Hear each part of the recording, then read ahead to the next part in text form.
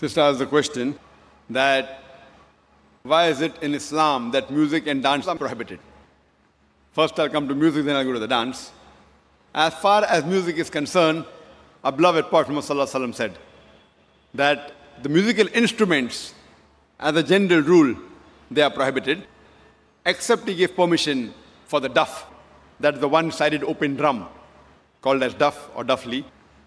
Besides that, the Prophet prohibited because if you analyze, it takes a person away from the remembrance of Allah subhanahu wa ta'ala, from the remembrance of Almighty God.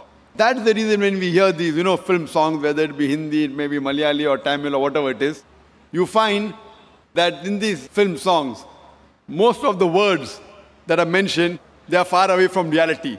The hero tells the heroine, "Main tumhare liye chand tod ke leke aaunga, main tumhare liye sitare tod ke leke aaunga, I'll get the moon for you, I'll get the star for you." We know it's not possible. No man can get the star or the moon for his lover.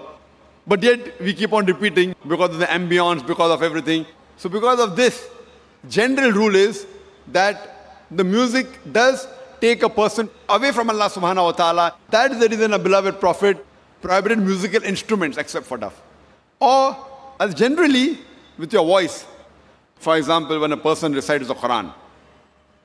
If he recites the Quran, his voice is good, that's permitted. Because that takes a person towards Allah subhanahu wa ta'ala. The musical instruments along in the background do create a different ambience.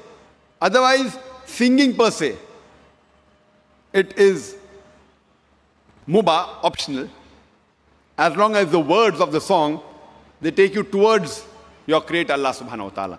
If the words of the song take you away from Allah subhanahu wa ta'ala, even that type of song is prohibited.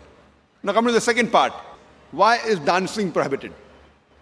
There is no verse in the Quran or no hadith that I know of which says dancing per se is haram. But normally, because people dance to show to the other people, we have dance performance on the stage, where as you Bharatnatyam. Now you're doing Bharatnatyam on the stage and thousands are watching you. So normally in terms of the hijab reason, we wouldn't like to expose our ladies, our mothers, our sisters, our daughters on the stage and thousands of people looking at them. So any profession in which the body is used as a show, as to entertain the people, it is prohibited. That is the reason dancing in public or dancing in parties where we have opposite sex mixing. Many a time the rules of dancing, they conflict with the rule of the Islamic Sharia. Normally when you have a dance, you have pairs, male and female, and most of these pairs, that's the girlfriend, boyfriend, and you dance in front of other people. So because it breaks the system of Islamic hijab, that's the reason per se it is prohibited, because it goes against the system of hijab. So you have to realize that many a time when you dance in public, you go out for parties and you move around. Otherwise, with you and your wife, you can do what you want as long as it doesn't go against the Sharia.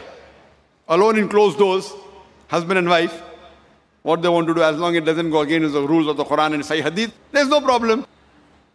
But because most of the time dancing exploits the body, it includes singing, dancing, you go on the stage and other people are watching, so it breaks the rules of Sharia, of the hijab. And you can hear my video cassette, Women's Rights in Islam, Modernizing Outdated, which speaks in detail. Why do we Muslims protect, why do we love, why do we revere our women for? Because we love our women, that's the reason we protect them, and we don't want to exhibit them. That's the reason professions which involve singing in public, or dancing, or modeling, these professions are prohibited for a lady. Hope that answers the question.